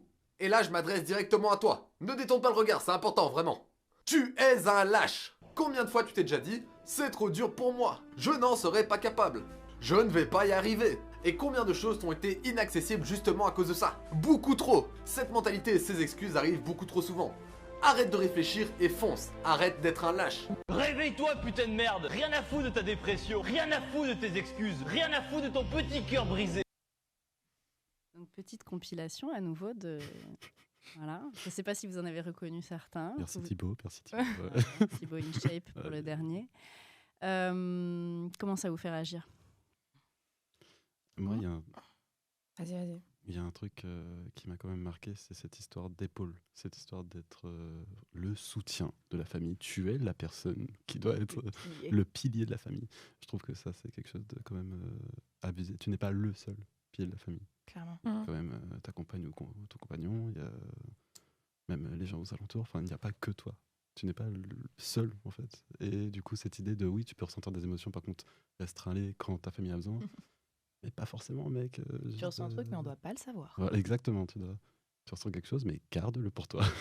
Non, c'est pas. Non. Et en même temps, c'est un peu compliqué parce que je pense que ça rend aussi fier d'être un pilier. Enfin, ça Ah peut bah rendre oui. fier, tu vois, de se dire on s'appuie sur moi quand il y a un souci. Mm. Moi, je garde la tête haute, je sais pas quoi. Enfin, ça peut rendre fier aussi ce genre de comportement et arriver à lâcher prise par moment, ça doit pas être facile. Ça doit pas- Oui, c'est sûr que c'est pas facile, mais c'est qu'une histoire de fierté, en fait, en sens même. Oui. Ce truc-là, c'est que Ouais. ça. C'est que de l'ego et c'est que se dire non, moi, je suis infaillible. Non, non, c'est faux, tu vois. Et c'est même plus honorable de reconnaître, à mon sens, que tu as des failles, tu vois. Et que juste, faut accepter. Si ça fait mal, ça fait mal, ça, c'est sûr. Mais il faut accepter que tu n'es pas solide comme un roche, quoi. Moi, ça me fait penser à mes potes. J'ai des potes à moi, ils me disent, par exemple, je sais pas moi, oui, je suis pas quelqu'un, quand je travaille, je garde mon argent sur le côté, enfin, j'essaie d'économiser, etc. J'utilise beaucoup mon argent et ils me disent souvent, de toute façon, toi, c'est pas grave, tu vas te marier, ton mari va prendre soin de toi, etc. Bref, en gros, j'aurais pas énormément de dépenses à faire plus tard. Et je lui dis, bah, pourquoi tu dis ça et tout? Et il me dit, bah, moi, par exemple, moi, il faut que j'ai de l'argent pour subvenir à la famille. Bref, plein de trucs comme ça. Il me dit, bah, toi, tu peux utiliser ton argent, moi, je peux pas. Moi, je dois être ma famille, elle a besoin de moi, etc. Et c'est vrai, je vois beaucoup mes potes là-dedans. Beaucoup de potes qui pensent comme ça, malheureusement. Et comment ça te fait réagir? C'est quoi les discussions? Bah, je me dis, c'est dommage. C'est dommage. Pourquoi par exemple, moi, je suis quelqu'un... vous voyez l'histoire du 50-50. Vous voyez moi, je suis plutôt du genre, oui, je participe aussi. Il n'y a pas de problème. Pourquoi il va se mettre toute une pression à lui, il doit tout faire, etc. Et moi, je me dis, bah, dommage, moi, je profite de ma vie et toi, tu es là, faut pas que j'utilise mon argent, faut que je le garde pour plus tard, etc. Et c'est dommage. Tu as utilisé le mot pression. Oui, c'est vrai qu'ils ont une pression peut-être familiale. Après, il y a ce côté culturel. Par exemple, chez nous, les hommes, bah, ils doivent subvenir aux besoins de la femme plus tard. Ils doivent le faire. C'est obligé. Et donc, eux, bah, ils ont grandi comme ça. Bah, il faut le faire pour avoir cette femme. Bref, c'est compliqué. Ouais, mais c'est exactement ce que tu dis, c'est-à-dire que c'est culturel et puis c'est des siècles et des siècles. Donc, tu dis chez nous, je ne sais pas qui est le nous, mais en tout cas, peut-être qu'il y a un moment où ça bougera aussi. C'est des choses qui bougent, c'est long. Mais je reviens à ce que vous dites, les garçons, c'est-à-dire c'est à la fois une grande fierté et à la fois une pression de l'enfer. Donc, ce qui bouge un petit peu actuellement, c'est ce que dit le mec au début, c'est-à-dire vous avez le droit d'avoir des émotions. Ça, c'est nouveau. Avant, vous n'en aviez pas, les gars, je vous rappelle. C'est ce qui m'a étonné un peu en plus sur ce début de medley, c'est qu'il dit quand même, t'as le droit de ressentir, par contre restreins-les. Ouais, si tu veux, mec, mais t'as le droit de ressentir. C'est la première fois que j'entends ça même sur quelque chose. C'est un truc de motivation. C'est bien compliqué en tout cas. Tu ressens, mais tu peux pas dire ce que tu penses. Tu peux pas. Ça donne quoi si on ressent des émotions, mais qu'on les gère, comme il dit, et donc on les enferme? La somatisation. Exactement. Ça ressemblerait à quoi? Des troubles. Vous qui êtes des mecs, Marie, gérez vos émotions. Explique ça la donne somatisation, Marie. Vas-y. Je dois expliquer ce que c'est la somatisation. Ouais, en vrai, vas-y. Waouh. J'adore. On a l'impression qu'il te fait un défi. Vas-y, explique. Vas-y. Somatisation, ce serait de garder ses émotions, ses ressentis, qu'elles soient bonnes, mauvaises, même si c'est pas autant, c'est donc mauvais. Et ça s'exprime par le corps, que ce soit des douleurs, des maladies, autre chose. Donc en fait, vu qu'on ne l'exprime pas, des fois on est dans le déni, on se dit oh, je gérerai ça, je processe ça plus tard. Et ben non, ça s'enfuit, sauf que ça ne part pas, ça reste exactement. Là. Ton inconscient en fait te parle et te dit par ton corps, mec, il y a quelque chose qui va pas. En fait. Et plein de petits nœuds à l'intérieur. Exactement. Et comment ça peut sortir aussi, telle une cocotte minute? À un moment, si tu fais pas partir la vapeur la colère, petit à petit. La frustration. La colère, la frustration et la violence. La violence, oui, voilà, exactement. Que ce soit physique comme verbal.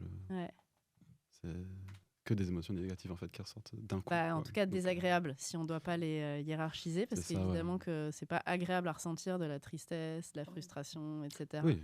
mais c'est des émotions qui sont Naturelles. comme les autres émotions, très naturelles, et il faut qu'elles circulent et qu'elles soient verbalisées et non pas gérées. Enfouies. Et justement, il y a quand même un peu cette subtilité. Bon, là, on n'a pas été très subtil dans ce qu'on vous a choisi, bien que il y a ce truc un peu de performance, de tu peux y arriver, t'es un lâche si t'abandonnes, etc. Ça vous évoque quoi? Est-ce que ça vous évoque... Parce que c'est distillé de façon très subtile et plutôt envers les garçons, bien que, à nouveau, on en revient au truc, si c'est masculin, c'est un peu plus valorisé, donc on peut le dire aussi aux filles. Est-ce que ça vous rappelle, on parlait de culture populaire, ça vous rappelle des trucs que vous avez lus? Mentalité Kaizen. Je vous mets. Voilà. Mais ça, c'est encore autre chose. C'est encore autre chose. C'est encore autre pour la chose. blague. Kaizen. Non, là, la manière dont ça a été présenté, je trouve ça absurde au possible. En fait, tout était. Mais j'ai l'impression qu'il y a deux équipes par rapport. Là, surtout. Tu veux expliquer, c'est pour ceux qui seraient passés à côté de. La mentalité Kaizen. Ouais, en gros, c'est cette mentalité de petit pas par petit pas. Tu peux arriver à un objectif qui soit grand comme petit, comme tout ce que tu veux. Ah, Inoxtag. Et c'est ça a été popularisé par Inoxtag qui a monté l'Everest, tout ça, et qui a mis 1 an à pouvoir le faire et qui a gardé cette D'ailleurs, mentalité. passage incroyable, j'ai kiffé. Reportage est cool. Mais c'est vrai qu'il y a beaucoup de gens qui n'ont pas apprécié ce reportage par rapport à ça, par rapport à cette mentalité. Parce qu'ils sont là comme les mecs, t'es riche, nous on n'est pas riches, donc petit pas par petit pas, toi tes petits pas, peut-être ils font ça en fait, et nous c'est ça. Donc bon. Mais moi j'aimerais rebondir sur surtout la vidéo de Thibaut Inchep, dans le sens que j'ai l'impression qu'il y avait deux équipes très distinctes à la sortie de cette vidéo. Une équipe qui était là comme il a raison, faut qu'on se donne la muscu, et une autre équipe, personnellement je suis plus de celle-là où je trouve ça trop dur. Tu peux pas dire ça à quelqu'un, sors de ta dépression. Enfin, rien à foutre de ta dépression. C'est plus ça. Ce mec est trop problématique. Contre, par exemple, moi, je suis quelqu'un, j'ai besoin qu'on me booste, qu'on me dise que je suis capable, tu vois. Il y a une équipe où je suis déjà tombée sur des vidéos que quand on me dit vas-y, fais-le, tu peux le faire, et on me sort plein de phrases comme ça. C'est vrai que ça me booste, ça mon ego, ça me dit oui, tu peux le faire aussi. Mais je trouve que l'intention de cette vidéo à la base n'est pas mauvaise. Par contre, la voilà, manière, l'expression en elle-même, désastreuse, quoi. Vraiment. Putain, moi, j'aurais kiffé tomber sur une vidéo comme ça qui me dit vas-y, lâche pas et tout.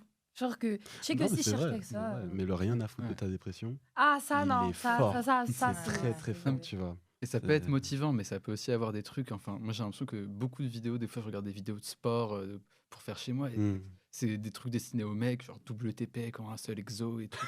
Waouh! Non, mais tiens bon, t'es le meilleur. Tu peux pas lâcher maintenant. Et en vrai, t'as le droit de lâcher. T'as un truc de si tu veux être beau et fort, bah alors faut pas lâcher. Mais toi, c'est sûr que si je vais lâcher la vidéo, je clique sur stop. C'est trop bien le pilote. Si regarde, je lâche, hop là.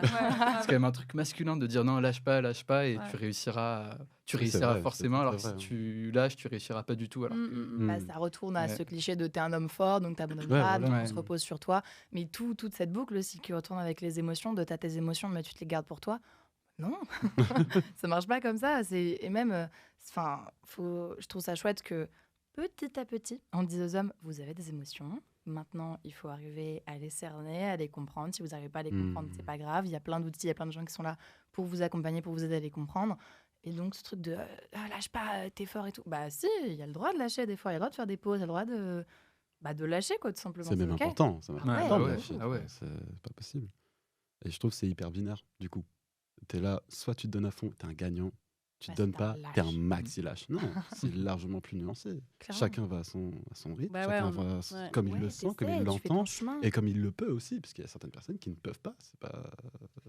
Je crois que c'est ça, parce que j'ai l'impression qu'il y a un glissement comme ça depuis. Si on remonte dans ces discours, pour moi, c'est genre limite les pubs Nike, Adidas qui ont commencé dans les années 80-90, c'est genre dépasse-toi, exprime-toi, mais c'est un peu genre donne le meilleur de toi-même, et ça s'est translaté en. Si tu donnes pas le maximum 100% tous les jours, merde. T'as échoué.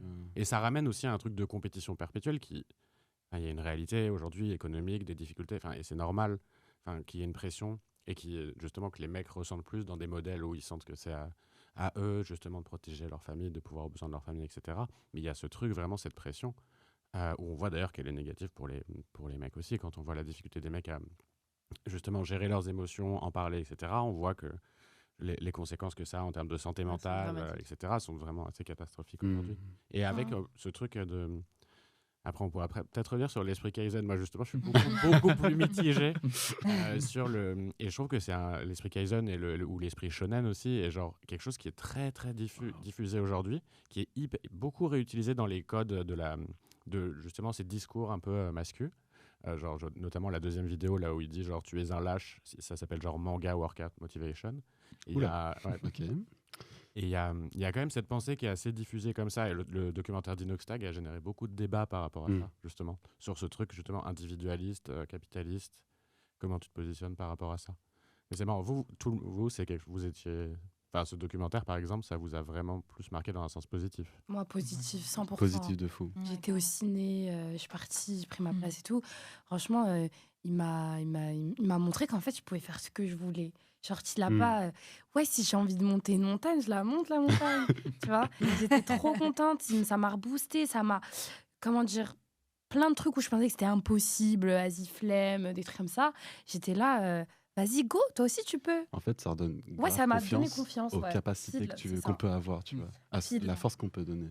Et je pense que les gens, je reviens sur ce que je disais tout à l'heure, Anis, les gens n'ont pas pris ça correctement dans le sens, oui, mais toi, tu as de l'argent, oui, mais toi, tu...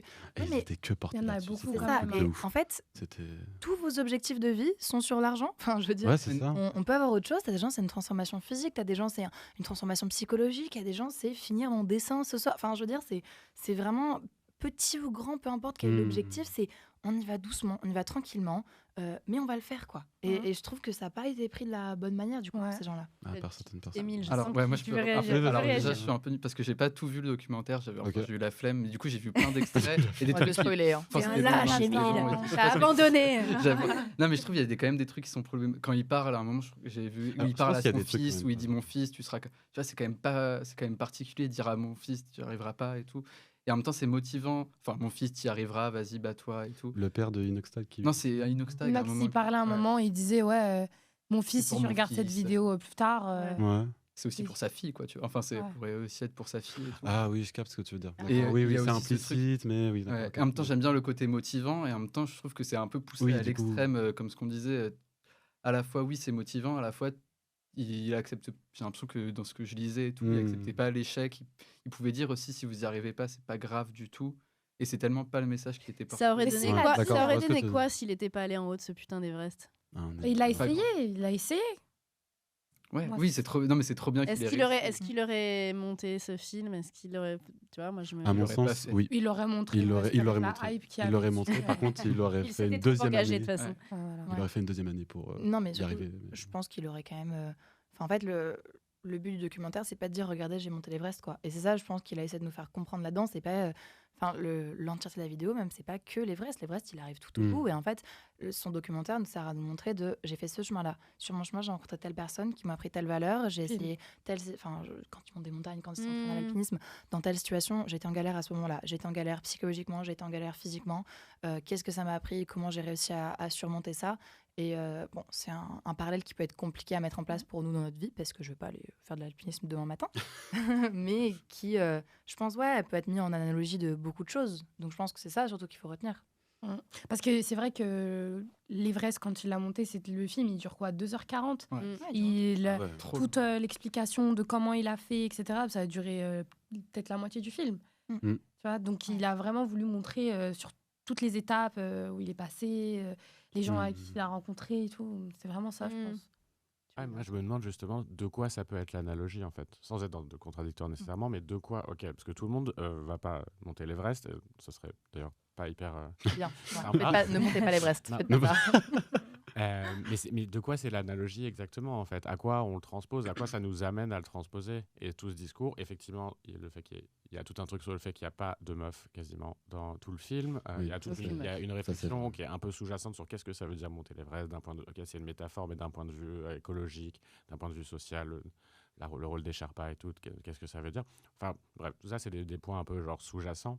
Mais c'est plutôt, c'est quoi le modèle vers lequel ça emmène, tu vois. Et avec toute la référence aussi à Luffy de One Piece, et justement, je parlais d'esprit shonen, et vous avez parlé de Kaizen, qui est un esprit du dépassement de soi continuel, mais qui à la base est vraiment un truc business. Le Kaizen, c'est une théorie managériale dans les business japonais à la base, qui a été développée dans les années 70-80. Oui. Et les Japonais sont très heureux dans le travail, comme vous le savez. C'est ironique, je précise. Ouais, j'ai une petite question. Tu as parlé de, oui, par exemple, dans le film, il n'y avait pas de femmes. Après, c'est parce qu'il n'y avait pas de femmes. Ouais, ça, j'ai beaucoup. Il n'y avait les pas. critiques. Oui, c'est ce que j'ai vu beaucoup. Moi, j'ai pas compris. Par exemple, je sais pas, il est parti voir des. Pourquoi il devait aller voir peut-être une alpiniste pour faire de l'alpinisme avec une femme. Moi, je dis, du moment où il n'y a pas, c'est pas obligé de forcer à avoir une meuf. C'est comme. Après, peut-être que ce que je dis, ça vous choque, peut-être. Même pas. Mais, En fait, je suis un peu d'accord là-dessus. Ouais, il n'y avait pas de femmes, donc pourquoi on va aller chercher à mettre. En fait, je pense que le point, c'est de se dire, en fait, mais bon, toi, tu t'es dit, ça veut dire que je peux gravir l'Everest. Oui, ça mais parfois, quand tu n'as pas de rôle modèle féminin, tu te dis, c'est un truc de mec, en fait. Donc, c'est pas pour moi. Et donc, ça dépend. Mais les rôles modèles, on sait que c'est hyper important pour pouvoir accéder à. Et je pense que l'idée, là, en parlant, et c'est vous qui y êtes allés, tu vois, mais c'est de se dire, un peu ce que tu disais, Émile, c'est qu'il y a de la subtilité dans les messages. Et en fait, c'est ça qui est troublant, c'est que souvent, les messages sont passés de façon subtile. C'est ce que tu dis avec, il parle à son fils et pas à sa fille. C'est plein de petits détails comme ça. Donc, l'idée, c'est pas d'aller chercher la petite bête en permanence. C'est juste de se rendre compte, tu vois, il y a toute une séquence où il fait un espèce de clip Nike Adidas où il tape dans le... Et il s'est fait kiffer. Il s'est fait kiffer de ouf. Je comprends, tu vois. En plus, c'est hyper bien filmé. Enfin, tu vois, moi, j'étais à fond, j'étais dedans, tu vois. Mais c'est vraiment le truc... je suis un bonhomme, je tape dans mon sac de frappe et après je vais aller monter l'Everest et je vais pas abandonner parce que même quand j'en chie et que machin, je lâche rien. Donc c'est exact. En tout cas, moi, ce qu'il faut retenir là-dedans, c'est le dépassement de soi à fond. Tu vois, essayer d'aller un peu plus loin. Enfin, en tout cas, si tu te sens deux. Mais si c'est pour t'es une merde et un lâche, si tu vas pas au bout des choses, c'est là où le renversement est hyper dangereux. Jusqu'au on s'en bat la race de ta dépression. Enfin. Moi, je suis comme toi, ouais, j'aime bien quand on me pousse au cul. Franchement, ça me marche bien sur moi. Mais, typiquement, si t'es en dépression, c'est la pire chose qu'on puisse faire. Pire chose à dire. Tu plonges encore plus. Donc, il faut quand même avoir un peu, à nouveau, on en revient à la subtilité, à la complexité du monde. Et peut-être se rendre compte aussi des petits messages très subliminaux dans lesquels on infuse en permanence. Et c'est vrai que c'est l'exemple du fait qu'il parle à son fils, c'est un très bon exemple. Et c'est pas toujours facile de les identifier. Et surtout quand c'est bien fait. Donc, tu vois, là, le film, il est bien fait, bien tourné, bien réalisé. Enfin, tu vois, il y a tout ça, quoi. Donc, voilà, je pense qu'on pourrait parler de ça pendant des heures et des heures. On a, en plus, comme vous dites, des contenus, il y en a des tonnes. Je pense que l'idée, là, c'était déjà de comprendre ce qu'est un contenu masculiniste, parce qu'on n'a pas toujours conscience de ce que c'est, et on n'a pas toujours les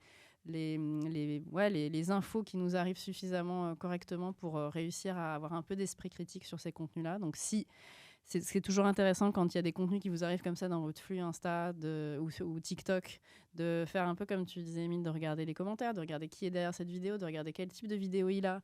Déjà, les coachs en séduction, je vous en supplie, dites-vous que... C'est faux. Ça marche pas. Ça. Il n'est pas coach. Ça n'existe pas. Il n'y a personne qui vous donnera des bons conseils. Franchement, posez la question. Je pense que même lui, ce qu'il dit, faites-le, lui-même, il le fait pas. Je sais pas. Non, moi, je suis quasiment sûr qu'il le fait, mais que ça ne marche pas. Et qu'il est tout seul, finalement. Ouais, exactement. Il finira tout seul. D'où le fait si vous aviez un message à transmettre aux personnes qui nous écoutent sur un peu ce courant masculin, et qu'est-ce que ce serait si vous deviez garder une idée de tout ce qu'on s'est dit là? Difficile, esprit de synthèse. Arrêtez. Arrêtez-vous. Stop. C'est plus aux personnes qui nous écoutent qu'aux masculins. Les masculins, je pense que ça sert à rien qu'on leur parle, mais je sais pas, je pense quelque chose dans l'esprit de faites-vous confiance, croyez en vos capacités, en vos valeurs, en qui vous êtes, en ce que vous voulez devenir.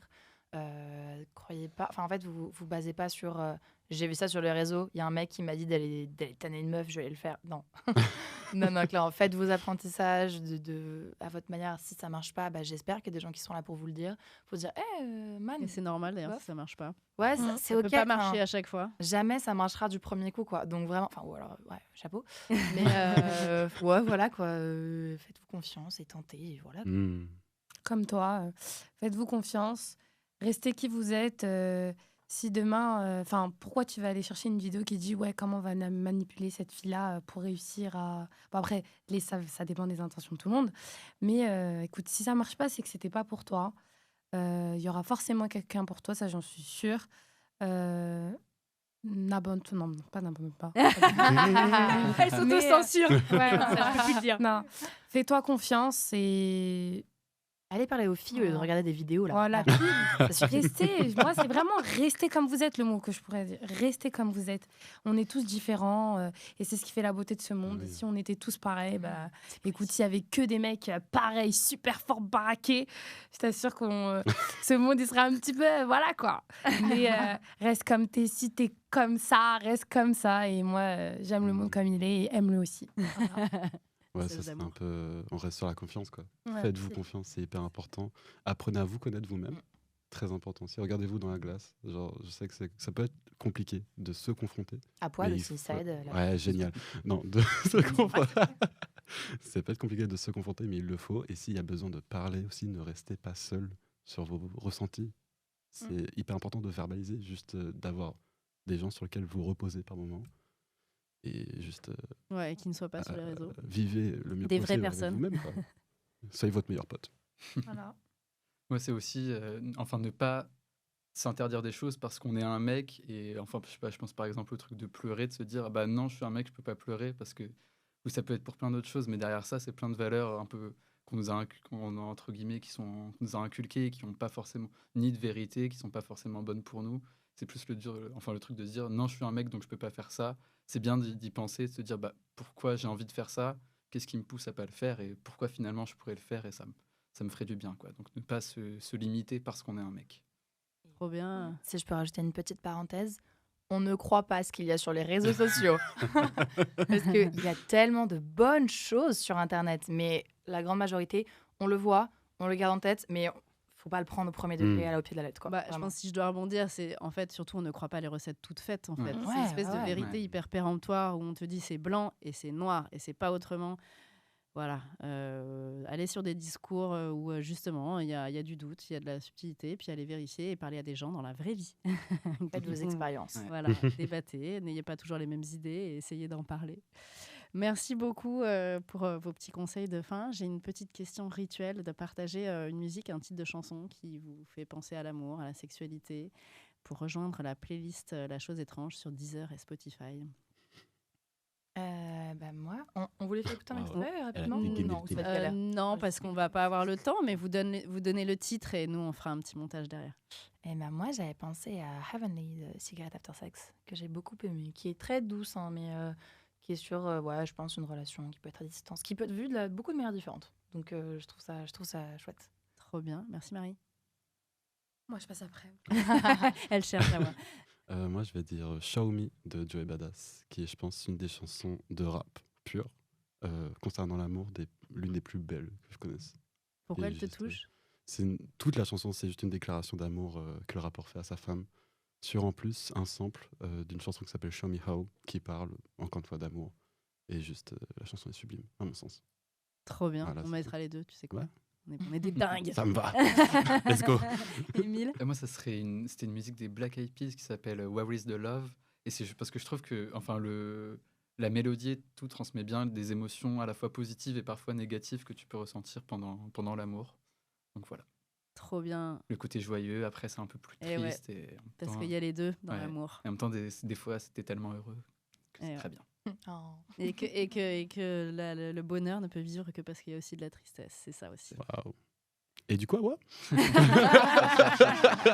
Comment tu l'as jeté au lion? C'est compliqué à chercher tout. Qui me fait penser à l'amour et quoi d'autre en même temps? Ouais, l'amour, la sexualité, pas tout en même temps, mais voilà, un truc qui... J'ai une bonne playlist en plus, amour. Cœur brisé. Cœur brisé. Ouais, j'ai une playlist cœur brisé, moi. Penser à l'amour, j'en ai plein. Un titre comme ça, c'est compliqué. J'aurais dû chercher un mince. T'en donnes une au hasard. Ou tu me la donneras après. Mais bon. Oui, mais c'est bien de mettre maintenant, tu vois. J'ai envie qu'on l'entende. Un son qui me fait penser. Attendez, je regarde tout de suite. Je rêve que tu dises Mathieu Charo, Niska. Alors, attendez. Ça fait partie. Je pense que, tu vois, il y a des sons dans 50 nuances de Grey qui sont hyper bien, genre. Et il y en a une, elle me fait penser à l'amour quand j'écoute, je suis là, waouh, tu vois. Donc, je sais pas si vous voyez. Leur son est jolie, ouais. Ouais, là, c'est trop bien, mais je sais pas c'est laquelle. Super. Bah écoutez, Ouais. mention Bon, étroite. tu m'enverras. là, Tu me l'enverras, Awa. D'accord, quand tu trouves le titre, tu me l'enverras. Ok, Promis, pas elle de sera dans la souci. playlist. Promis, alors. Bon, il y a beaucoup à dire en plus sur 50 nuances degrés. On Ouais, en c'est a un peu parlé dur dans. de le- Ouais. Ah oui. On en a parlé dans justement l'épisode sur la culture populaire et comment ça influence nos désirs, parce qu'il y a plein de choses pas tout à fait ok dans 50 nuances degrés. Mais Pas du tout, ok. Bah, voilà. Ouais, vraiment pas, du coup. mais c'est ok C'est ça. à voir. On a tous été à un moment où tous à un moment voilà baignés là-dedans. Merci beaucoup d'avoir été là. Merci encore de nous avoir aidé à décrypter un peu les messages masculins. Merci de nous avoir invités. Et à Merci très bientôt beaucoup. pour un Merci nouvel à vous. épisode. Merci. Ciao. Merci, ciao. J'ai bien aimé et comme Ilona. elle nous avait dit, ça part vraiment loin. On est venu sur un truc masculin, on est parti de Kaizen. On a parlé de Kaizen. Ouais.